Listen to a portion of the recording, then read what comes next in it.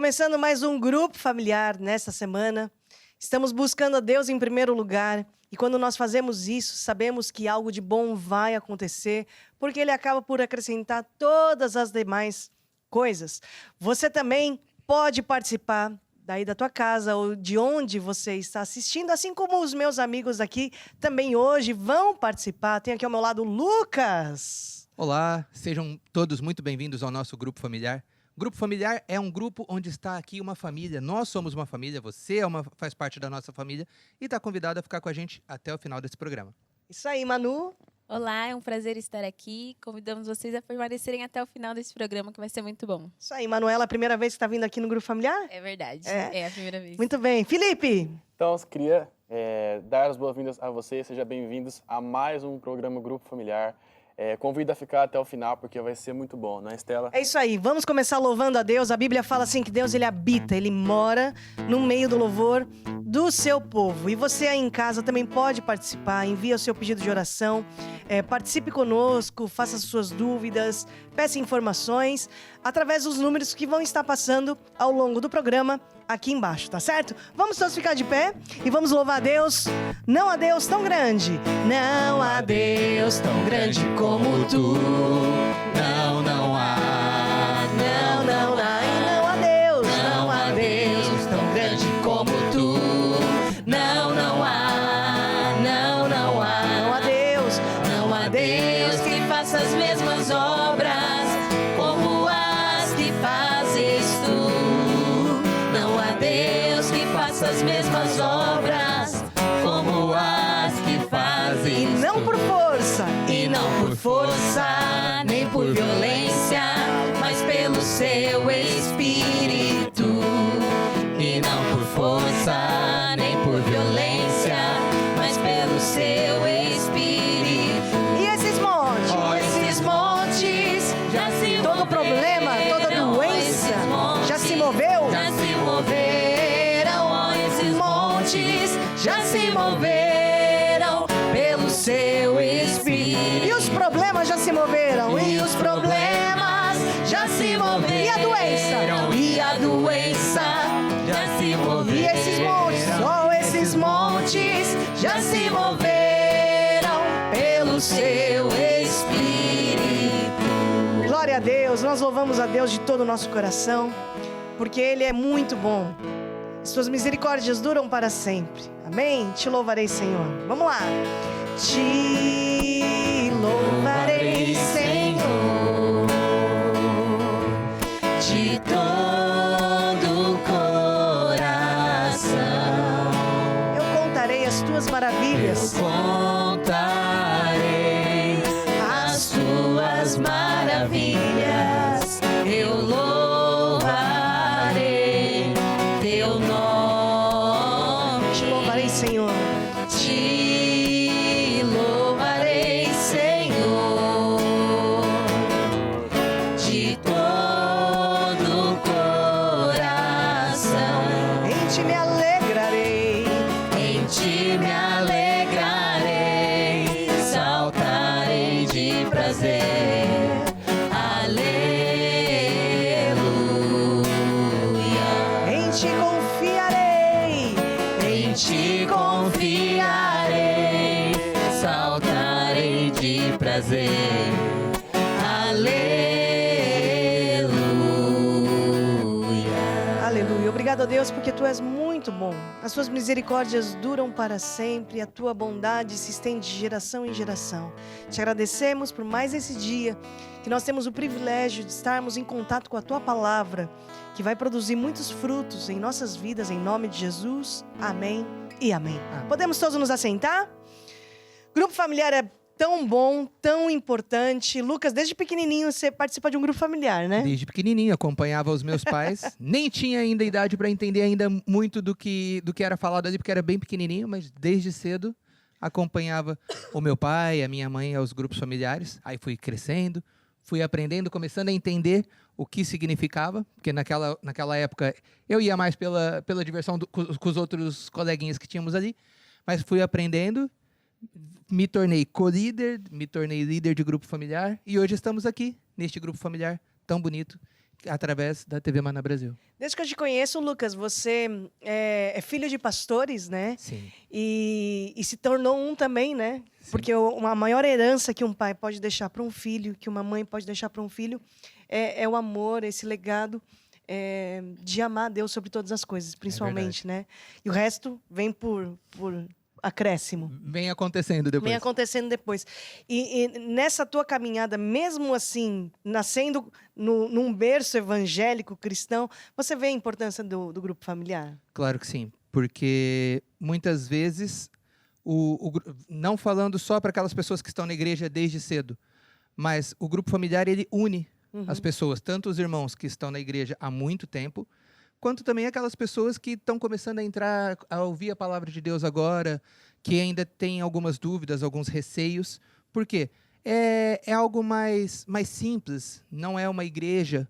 Então, é a casa de uma pessoa que oferece a casa dela para que a palavra de Deus seja falada ali. Então, olha, eu sou convidado porque meu amigo, um colega de trabalho me convidou, e eu tenho ali uma intimidade com ele.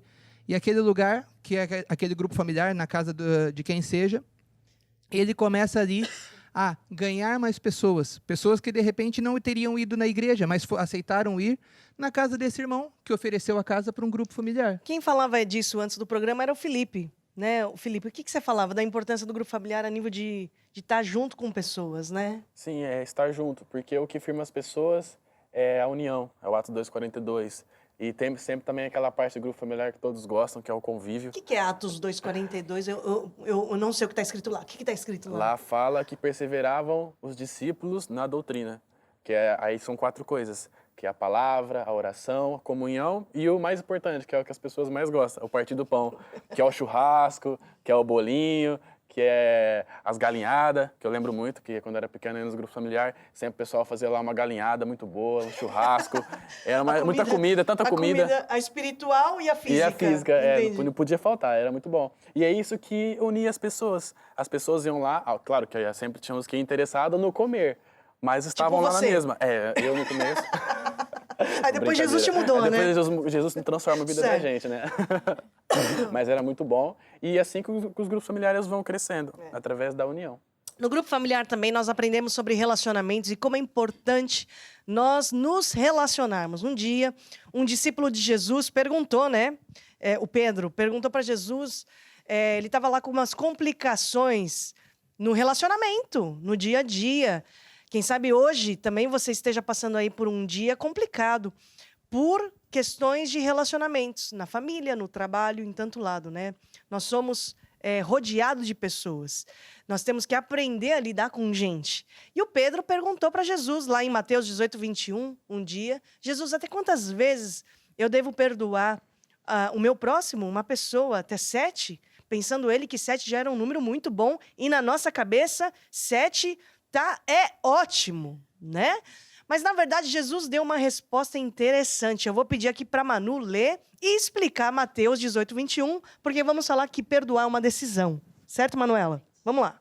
Então diz assim: então Pedro, aproximando-se dele, disse: Senhor, até quantas vezes pecará o meu irmão contra mim e eu lhe perdoarei? Até 7? Jesus lhe disse: não te digo até 7, mas até 70 vezes 7. Manuela, o que a gente pode aprender na tua ótica com esse versículo e com essa resposta de Jesus Cristo para o Pedro? Então, nesse versículo a gente pode ver que não existe um limite, né, para a gente perdoar uma pessoa. Que nós devemos perdoar sempre, não até 7 ou uma vez por semana, que já dá 7, né? Mas nós perdoarmos sempre, em todas as ocasiões, sempre, todas as vezes, quantas vezes for necessário, e até a mesma pessoa várias vezes no dia. Porque perdoar é uma decisão. Então, nós tomarmos a decisão de perdoar todo dia é muito importante. Porque isso não só faz a gente cumprir o mandamento que Jesus nos deixou, mas também faz com que nós sejamos abençoados. Porque não faz bem nós ficarmos com ressentimento, com mágoa no nosso coração. Quando a gente está frio, os nossos sentimentos estão calmos. É muito bom e fácil falar sobre o perdão. E quando a gente não tem traições recentes, quando nós não temos desgostos, né? Amarguras recentes, é muito fácil nós falarmos do perdão, assim, de uma forma soft. Mas quem sabe nessa semana você esteja passando por grandes dissabores e grandes decepções, desilusões. E você pode até ter razão, mas a tua razão não vai te levar a ter paz. Porque uma pessoa amargurada e cheia desse sentimento que é um veneno, vai acabar por estar atormentada, né? Então, o meu conselho nessa semana, ouça a palavra de Deus nessa área, porque fé no amor de Deus, fé vem pelo ouvir e ouvir a palavra de Deus. Então, ouça a palavra de Deus nessa área, perdoar uma decisão, e a decisão não é ter razão. A decisão eu vou colocar Deus, a palavra de Deus em primeiro lugar, acima da minha emoção, acima dos meus sentimentos, e Deus vai me ajudar a sair dessa. Amém? Manu, vamos fazer uma oração? Vamos. Então vamos orar. Senhor Jesus, eu te peço, Senhor, que o Senhor nos ajude a tomar a decisão de perdoar todas as pessoas que nos ofenderam, que nos maltrataram, para que possamos seguir em frente com o coração limpo, sem rancor, sem ressentimento. Em nome de Jesus, amém. Amém. Glória a Deus. Bom, nós agora vamos para o nosso estudo bíblico. Durante as semanas do grupo familiar, né, sempre nós trazemos um estudo bíblico ou uma mensagem, uma palavra, uma aula, né, um lembrete, como você quiser chamar, relacionado à nossa vida financeira. Porque dinheiro não é bom, não é mal, mas toma cor do nosso coração. E existem muitos pensamentos errados que estão aí no ar, assim como um vírus, né, que você pode inalar, você pode absorver. E nós temos que confrontar certos pensamentos com a palavra de Deus, porque a palavra de Deus nos liberta em todas as áreas da nossa vida, né?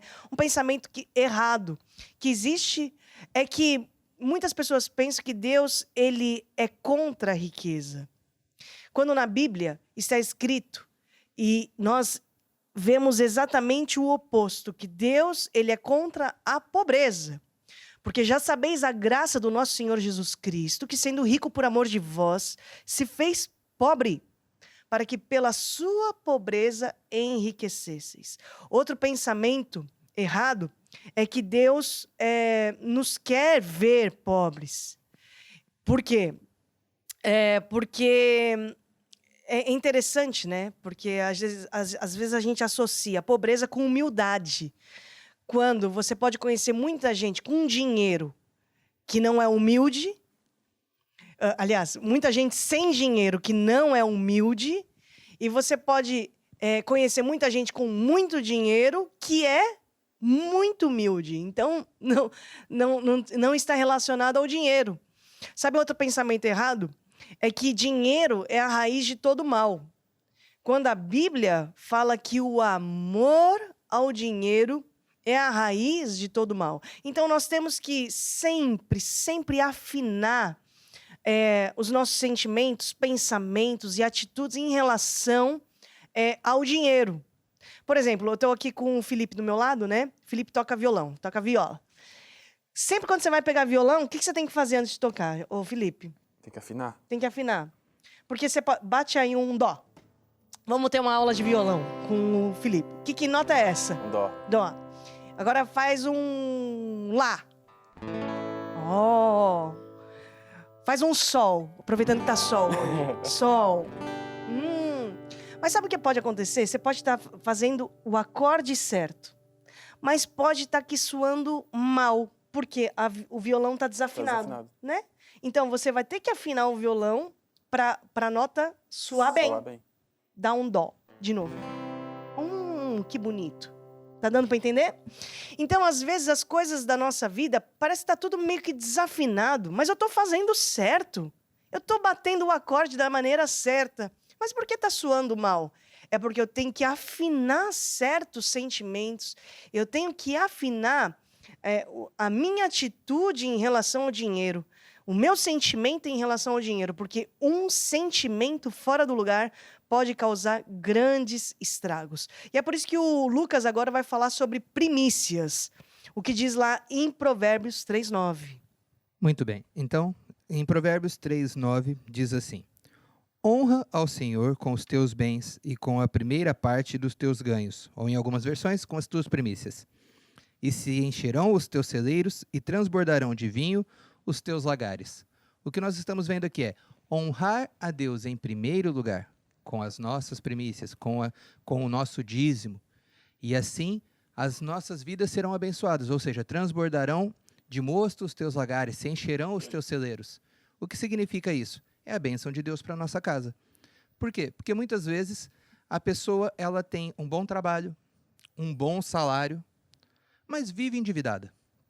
Tem muito dinheiro, ganha um salário que é o dobro, o triplo de qualquer um, mas chega no final do mês sempre com a fatura do cartão de crédito lá em cima, sempre devendo dinheiro para todo mundo, já pediu dinheiro emprestado para esse, já pediu dinheiro emprestado para aquele. Por quê? Porque parece que a gente costuma usar uma expressão que é um saco sem fundo. Ou seja, o dinheiro cai ali e desaparece. Outras vezes é um empresário que, mesmo sendo uma empresa que é abençoada, tem muitos lucros, vende muito, ou as máquinas dão problema, ou os funcionários dão problema, os clientes não pagam. Isso é o quê? É o devorador, que rouba todo o dinheiro que cai naquela conta, que entra naquela empresa, naquela casa. Só que a palavra de Deus também nos diz, em Malaquias 3:10, e diz o quê? Trazei todos os dízimos à casa do tesouro, para que haja mantimento na minha casa, e provai-me nisso, diz o Senhor dos Exércitos.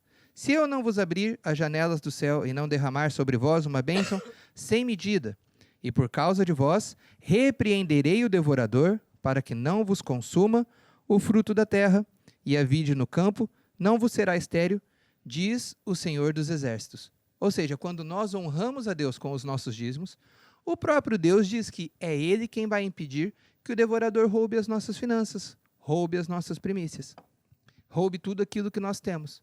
Então, quando nós honramos a Deus verdadeiramente, entendendo qual é o propósito de honrar a Deus, que é, eu amo a Deus e sinto prazer, sinto uma alegria no meu coração em dar algo especial a Ele. É como quando por exemplo, o seu pai ou a sua mãe, ou aquela pessoa que você ama, faz aniversário. Você tem prazer em ir na loja, comprar um presente muito bonito. E, de repente, se for o caso, a pessoa faz aquela poupança ao longo dos meses para dar aquele presente especial.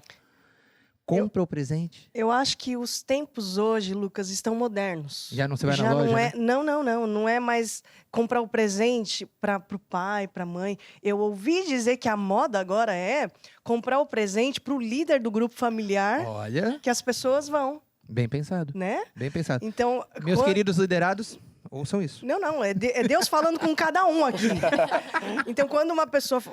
a gente tem um grupo familiar gostoso, né? É importante o grupo familiar. Sim ou não é? Sim, é ou não? muito importante. É. Então, aí dizem por aí que a moda agora não é comprar presente só pro pai e pra mãe. Tem que comprar pro pai e pra mãe. Mas também dizem por aí que a moda, não é as pessoas, os membros, darem presente pro líder. A produção concorda. Pronto, pode continuar. Então, aí nos unimos todos aqui para irmos lá, então, na loja e comprar um presente para o nosso líder, porque nós amamos o nosso líder de grupo familiar. E aí vamos lá, escolhemos o melhor presente. E quando vamos entregar aquele presente, é com amor. E tenho certeza que já aconteceu com todo mundo, que é quando você vê aquela pessoa que você deu o presente usando aquilo que você deu, você fica contente. Ah, a pessoa realmente gostou daquilo que eu dei. Tenha sido uma roupa, tenha sido uma joia, seja o que for. Quando você dá para a pessoa e vê ela com aquilo, vem aquela alegria no coração. Olha, escolhi uma coisa que realmente agradou o coração daquela pessoa. E você fica feliz. Da mesma maneira, é quando você sente essa alegria por honrar a Deus e saber que Deus vai sim usar essa sua semente para abençoar a sua vida, para que a palavra de Deus possa ir mais longe, para que mais pessoas possam ouvir a palavra de Deus através das igrejas, dos grupos familiares, através da televisão, como hoje você está assistindo aqui também o nosso grupo familiar. Então, é honrar a Deus com esse propósito de dar o meu melhor para Ele. E a consequência, que é uma consequência muito boa, é que eu vou ser abençoado e que o Senhor não vai permitir que as minhas finanças sejam roubadas pelo diabo. Muito bem, Lucas, obrigada. Inclusive, eu quero deixar aqui um gostinho para vocês, porque na semana que vem, a aula vai ser sobre dízimos e ofertas. Então, na semana que vem, nós vamos ter a oportunidade de falar de muitos mais detalhes, né, do que o Lucas também já começou a falar hoje, então não perca já a próxima aula e eu dando aqui já um spoiler.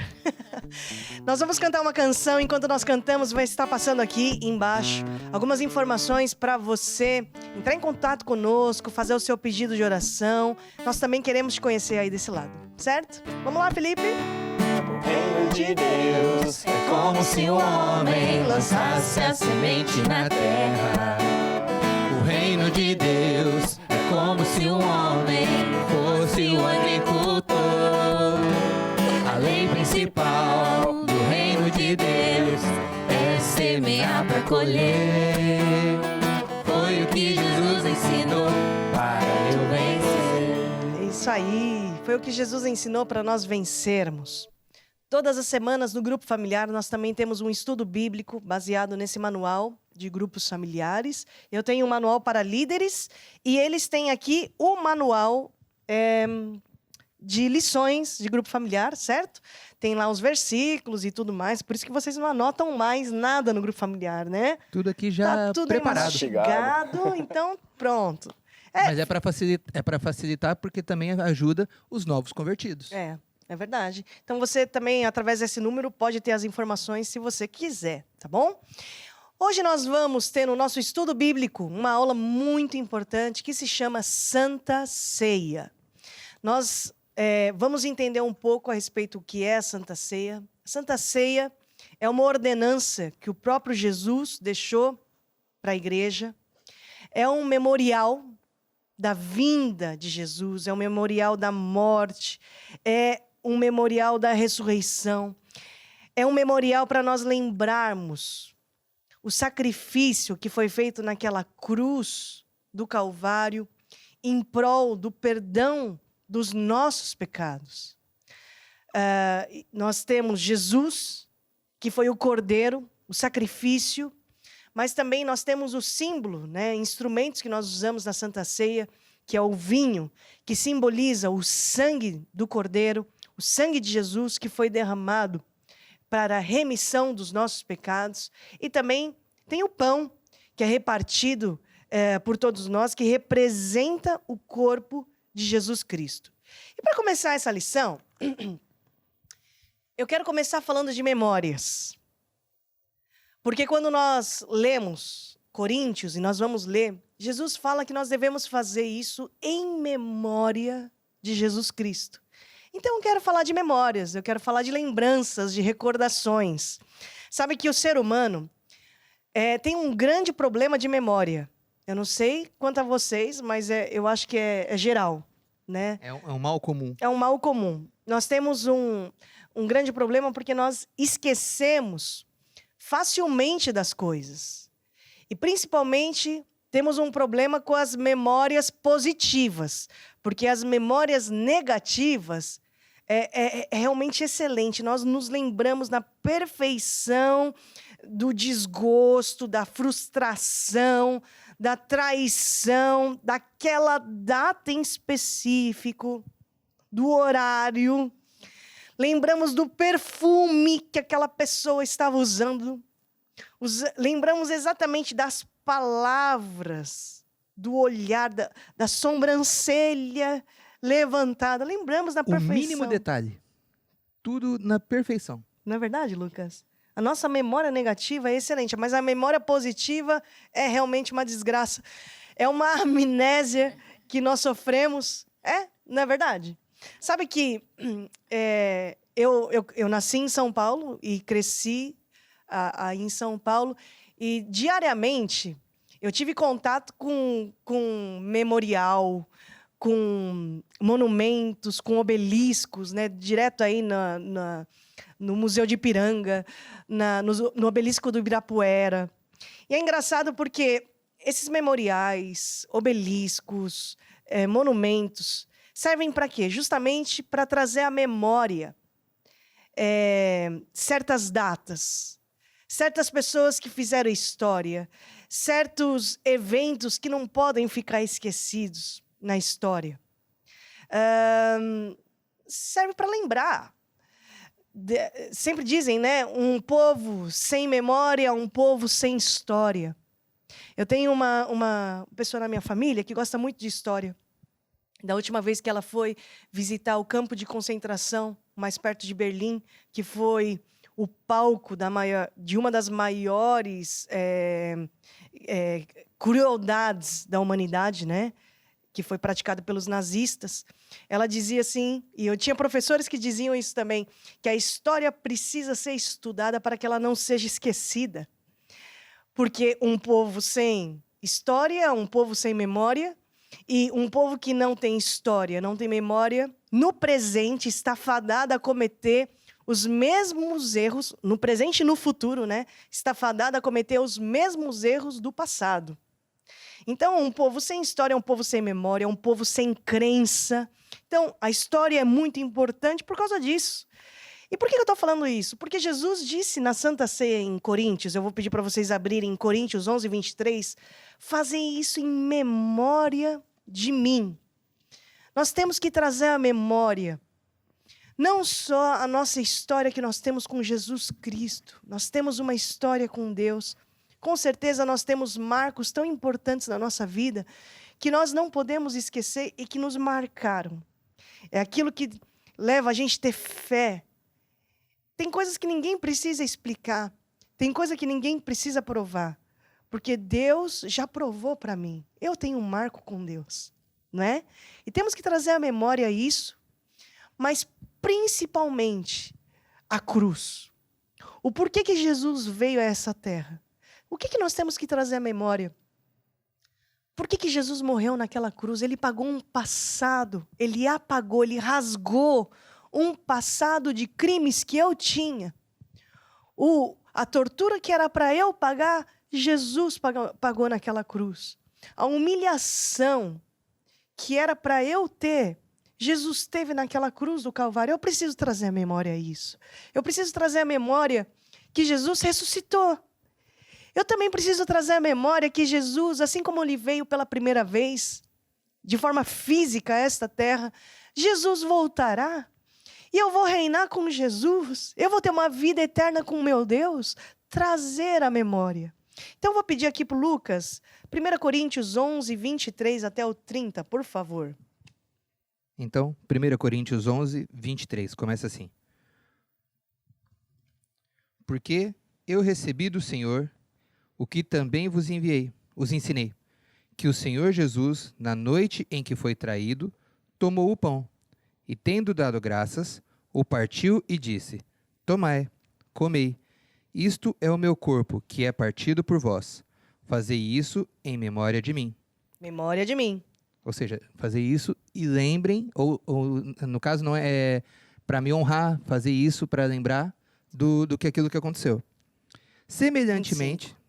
Também, depois de cear, tomou o cálice, dizendo, este cálice é o novo testamento no meu sangue. Fazei isso todas as vezes que beberdes em memória de mim. Falam comigo, em memória de mim. Em memória de mim. 26, Lucas. Porque todas as vezes que comerdes este pão e beberdes este cálice, anunciais a morte do Senhor até que venha. Portanto, qualquer que comer este pão ou beber o cálice do Senhor indignamente, será culpado do corpo e do sangue do Senhor. Examine-se, pois, o homem a si mesmo, e assim coma deste pão e beba deste cálice, porque o que come e bebe indignamente, come e bebe para sua própria condenação, não discernindo o corpo do Senhor. E por causa disto, entre vós há muitos fracos, doentes e muitos que dormem. Ok, nós já vamos voltar aqui em Coríntios 11, 23. Vamos aqui detalhar e explicar aqui algumas passagens. Mas antes eu quero explicar que a Santa Ceia está associada à Páscoa. O memorial da libertação do povo de Deus da escravidão do Egito. Sabe que Deus, ele determinou no Velho Testamento algumas festas para comemorar verdades eternas. E para trazer a memória do povo, para o povo não se esquecer que eles eram escravos e que Deus os libertou. E a Páscoa era uma celebração judaica que significa passagem. E eu vou fazer aqui um resumo da história. para vocês se lembrarem, né? Porque o povo estava cativo no Egito, eles eram escravos. Mas Deus decidiu libertá-los. E pragas foram enviadas para que o faraó libertasse, porque o faraó não queria libertar aquele povo da escravidão. E a última praga enviada foi a seguinte, que o anjo da morte passaria em cada uma das casas e mataria o primogênito daquela casa. E no meio disso tudo, Deus deu uma orientação para o seu povo. Deus disse assim, olha, vocês vão sacrificar um cordeiro sem mácula, sem mancha, e vocês vão passar o sangue desse cordeiro nos umbrais da porta. E isso simbolizava que aquela casa estava em aliança com Deus, tinha um pacto com Deus. Deus também orientou que o povo comesse o cordeiro. O cordeiro simbolizava o substituto, o animal inocente que morreu. Mas Deus também deu uma orientação que foi a seguinte, olha, vocês vão comer pão sem fermento, que simbolizava o quê? O pão sem fermento, o pão sem a influência do Egito. Eles estavam saindo do Egito, mas o Egito precisava sair de dentro deles. Deus também orientou que eles comessem ervas amargas que simbolizavam os tempos amargos que eles eram escravos, para eles não se esquecerem. Traz a memória. E foi isso que aconteceu, né?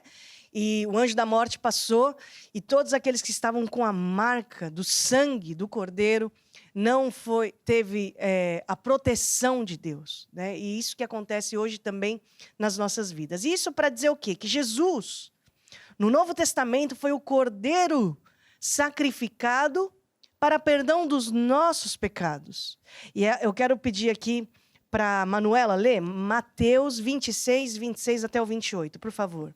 O pão é repartido, representa o seu corpo, o sangue derramado para a remissão dos nossos pecados. Mateus 26, 26 até o 28. Manuela. Então diz assim, e quando comiam, Jesus tomou o pão e abençoou, o partiu e deu aos seus discípulos. E disse, tomai, comei, este é o meu corpo. E tomando o cálice e dando graças, deu-lhes, dizendo, bebei dele todos. Por quê? Porque isso é o meu sangue, o sangue do Novo Testamento, que é derramado por muitos para remissão dos pecados. Remissão dos pecados. Sabe que nós devemos ter uma atitude correta em tomar a Santa Ceia. Eu vou pedir aqui para o Lucas relembrar o que ele leu lá em Coríntios 11, 23, né? Pode ler a partir do 24, Lucas. E tendo dado graças, o que Jesus fez? E tendo dado graças, partiu e disse, tomai, comei. Isto é o meu corpo, que é partido por vós.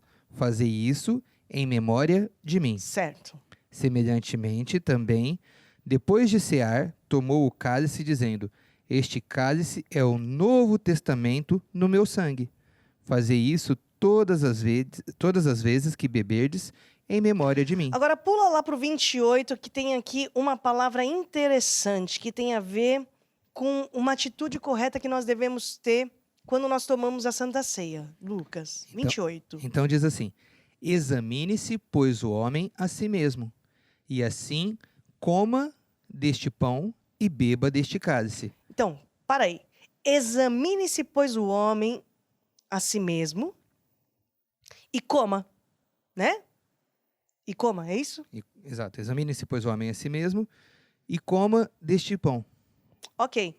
Então, a primeira atitude correta que nós devemos ter ao tomar a Santa Ceia é nos examinarmos. E não cabe a ninguém examinar o vizinho, examinar o próximo. O próximo.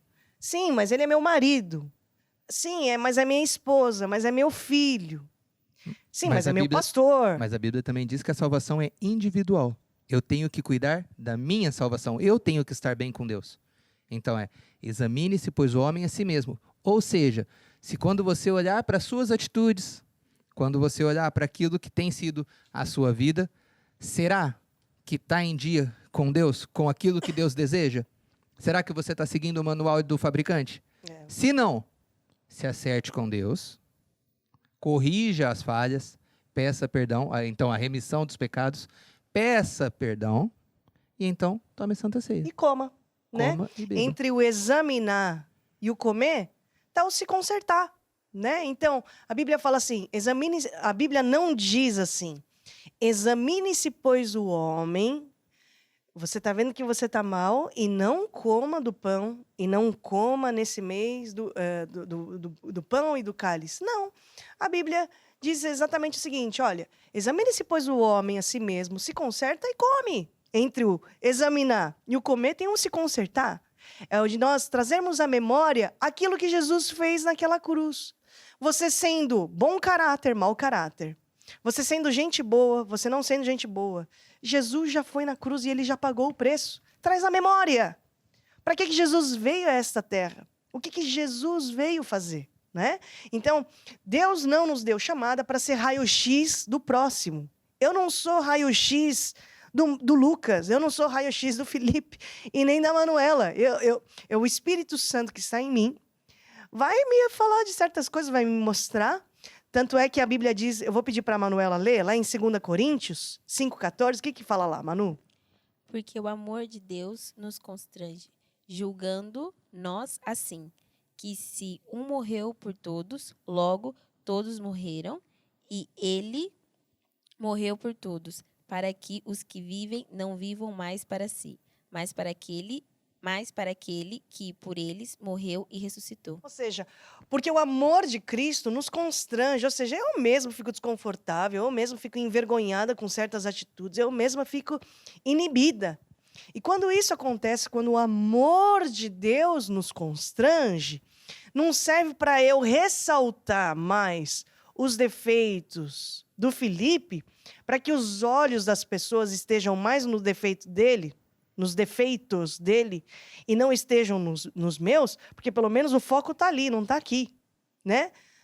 Quando Sim, Me Lucas. permite só uma observação. O Lucas. Então, como nós vimos ali, o amor de Deus, ele nos constrange. Não é para nos envergonhar, para que nós sejamos motivo de chacota, mas é para que para que a gente se sinta incomodado com a minha atitude, que não é a atitude que Deus esperava. É para eu me sentir mal comigo mesmo. Sabe quando um filho é corrigido? O pai está corrigindo o filho e o filho não consegue nem direito olhar para o pai, porque eu estou triste, eu errei. É aquele sentimento do tô mal. A Bíblia fala, Lucas, que a tristeza, segundo Deus, gera o arrependimento. Então, quando o Espírito Santo, ele nos convence da justiça, do juízo e do pecado, e quando lemos que o amor de Cristo nos constrange, claro que nós sentimos uma tristeza. E esse é o primeiro sinal do arrependimento. Quando a gente reconhece um erro, nós ficamos inibidos, constrangidos. Isso serve porque é uma tristeza boa, uma tristeza segundo Deus, porque essa tristeza vai nos levar a uma mudança de pensamento, uma mudança de sentimento e uma mudança de atitude, né? O arrependimento verdadeiro. Então, em primeiro lugar, qual é a atitude correta quando nós tomamos a Santa Ceia? É ser raio-x do outro? Não. É ser um scanner do outro? Não. Examine-se, pois, o homem a si mesmo, certo? A segunda atitude correta que nós devemos ter é de discernir o corpo de Cristo. Lucas, continua, por favor, agora no versículo 20, lê o 28 e 29. Então, examine-se, pois, o homem a si mesmo, e assim coma deste pão e beba deste cálice, porque o que come e bebe indignamente, come e bebe para sua própria condenação, não discernindo o corpo do Senhor. E por causa disso, entre vós há muitos fracos, doentes e muitos que dormem. A Bíblia fala aqui de discernir o corpo de Cristo. O que é discernir o corpo de Cristo? O corpo de Cristo é a igreja. E a igreja não é cadeira, igreja não é som, igreja não é luz, igreja não é microfone, igreja não é prédio, não é instrumento. Igreja são pessoas. A igreja são as pessoas. E quando nós falhamos na comunhão, quando nós falhamos nos nossos relacionamentos, nós não estamos discernindo o corpo de Cristo. Certo? A Bíblia nos ensina que coletivamente nós somos corpo, mas individualmente nós somos seus membros em particular e temos funções que cooperam para o corpo. Então, quando nós temos um corpo, antes do programa começar, antes desse programa começar, vocês nem imaginam a discussão que estava nessa assembleia.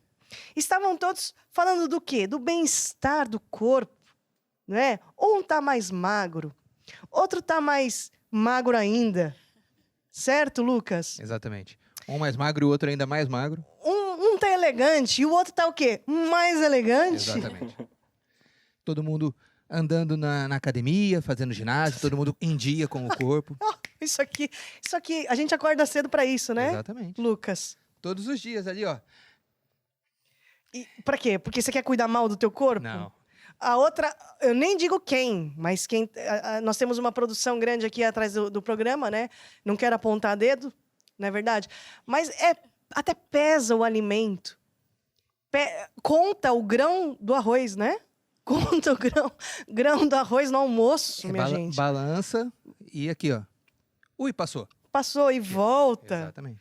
Né? Ela, com uma seringa, conta quanta água bebeu durante o dia. Se você olhar a garrafinha dela, tem as marcações ali Tem dos marcação mls, pra ó. tudo. É uma pessoa fitness aqui no nosso meio. É bom andar com gente assim no grupo familiar, porque a gente vai pegando o cheiro de alguma forma, né? Não sei quando o resultado vai vir, mas vamos lá junto andar com essas pessoas. Para dizer o quê? Que nós cuidamos bem do nosso corpo. Ninguém não quer cuidar do corpo. Né? E o corpo de Cristo é a mesma coisa. Como é que a gente cuida do corpo de Cristo? Quando a gente cuida das pessoas. Quando nós cuidamos dos novos convertidos, quando nós acompanhamos, estava lá o Felipe falando disso, quando nós oramos, ou quando nós trabalhamos para o bem do corpo, discernimos o corpo de Cristo. Não é verdade? Agora, não existe igreja perfeita. Você pode estar falando assim, é porque você não conhece minha igreja. Se você conhecesse minha igreja, você não estaria falando assim. Você não conhece lá o pessoal do meu grupo familiar. Se você conhecer, você... Não existe igreja perfeita, porque nós somos imperfeitos. Uma igreja, para ser perfeita, teria que ser constituída por pessoas perfeitas. Isso não existe. Toda igreja é constituída por pessoas imperfeitas. Né? É feita. Então, a igreja também é imperfeita. Você pega o exemplo de Jesus Cristo que estava na mesa com seus discípulos. Tinha tudo para dar um barraco naquela mesa. Para dar um quebra-pau, para ter mesmo briga da séria. Tinha um brigão. Tinha um brigão. Tinha ladrão. Tinha ladrão. Tinha lá cobradores de impostos. Tinha lá o pescador, que era mais calmo. Tinha lá um impulsivo. Não é verdade? Exato. Tinha tudo para dar briga naquela mesa. Mas engraçado, sabe o que é? Que a mesa deixa todo mundo igual. Daqui a pouco a gente vai almoçar e nós vamos almoçar juntos hoje, né? Vamos almoçar na mesa. Foi você que fez o almoço hoje, Manu? Hoje eu não me arrisquei. A Manuela nos convidou aqui para almoçar juntos. A produção do programa convidou aqui, né? Para nós almoçarmos juntos. E vamos estar todos numa mesa. E o engraçado é que a mesa deixa todo mundo na mesma altura. Nós temos aqui um pessoal que é alto. Um dia eu vou convidar o pessoal dos bastidores do programa para estar aqui na frente, para vocês conhecerem. E o pessoal é alto, né, Lucas? O pessoal que está atrás das câmeras, é tudo alto. Mas a gente vai estar sentado na mesa, nós vamos estar na mesma altura. A minha filha pequenininha vai estar na mesa e ela vai estar na mesma altura que vocês. Né? Não existe um maior ou um menor. No mesmo pé de igualdade. No mesmo pé de igualdade. E na mesa, quando nós estamos à mesa, também estamos assim. E o que unia aquelas pessoas, os discípulos de Jesus? Personalidades tão diferentes, temperamentos tão diferentes. Assim como na igreja, viemos de culturas diferentes. Eu venho de uma cultura nipônica. E você, Felipe, você é neto de quê? De espanhol, de índio, de italiano? De italiano. Por isso você gosta de pizza, né? E você, Lucas? Também tenho descendência portuguesa, italiana. Meu Deus, uma mistura. A parte italiana puxa a ser um pouco mais esquentadinho, mas aí... Aí entra Jesus no meio. Entra Jesus no meio pra acalmar as coisas. E você, Manu? É de origem desconhecida, eu não sei. Mas o pedigree é bom. Tenho certeza que o pedigree... Deve ser. Deve ser, né? Deve ser. Ok, mas você sabe quem é seu pai e sua mãe. Isso, Estão sim, assistindo. tá garantido, sim. Dá um abraço pra eles aí. Um abraço, gente. Pronto. Olha, só para dizer o seguinte: o que nos une numa igreja onde de culturas diferentes, idades diferentes, pensamentos diferentes, temperamentos diferentes, sabe o que é? É Jesus Cristo. Assim como era isso que unia também os discípulos na mesa com Jesus Cristo, tá certo? E isso é discernir o corpo de Cristo. Então, traz à memória. Eu quero terminar essa aula dizendo o seguinte: traz à memória tudo aquilo que Jesus fez na cruz por você. E se hoje você está me ouvindo pela primeira vez, me vendo pela primeira vez, eu quero te dizer que Jesus veio a essa terra para te dar uma segunda chance.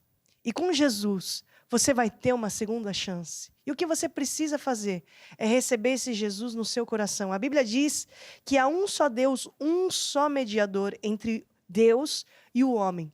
E se você entrar por essa ponte, se você entrar por esse caminho, porque Jesus é o único caminho que nos leva até Deus, você vai ter os seus pecados perdoados. Você vai ter aqui um passado de crimes rasgado, porque Deus, ele é o Deus que tem o poder de perdoar os nossos pecados. E se hoje é o teu desejo, eu quero convidar não só você que está em casa, mas vocês que estão aqui comigo também no estúdio, a fazer comigo esta oração. Diga assim comigo: ó Deus, Ó Deus, eu te recebo eu te recebo no meu coração, no meu coração. e faço de ti Faço de ti o meu Senhor, meu Senhor e o meu Salvador. e o meu Salvador. Pela fé, Pela fé, eu recebo eu recebo Jesus, Jesus no meu coração. no meu coração. Eu admito, Eu admito, eu falhei, eu falhei, eu errei, eu errei. me perdoe. Me perdoe. Recebo agora Receba agora a minha a salvação. minha salvação. Me ensine Me ensine nos teus os caminhos. teus caminhos. Guia a minha vida. Guia a minha vida. Amém Amém e amém. e amém. Amém, pessoal? Glória Amém. a Deus. Com Cristo no barco, tudo vai sempre muito bem. Quero deixar aqui uma recomendação. Esse livro chamado A Páscoa, do apóstolo Jorge Tadeu. Muitas das coisas que eu falei aqui está nesse livro aqui. Mais informações nesse número que está passando aqui embaixo. Que esteve passando ao longo desse programa.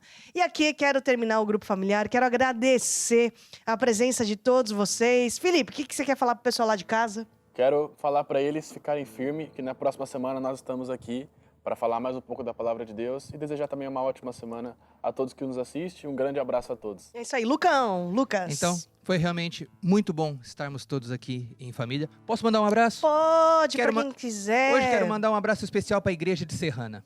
Serrana. Mandar E um onde é abraço. que fica Serrana? É ali na região... mapa. No mapa? Em São Paulo. Na região de Ribeirão Preto. Logo ao lado ali.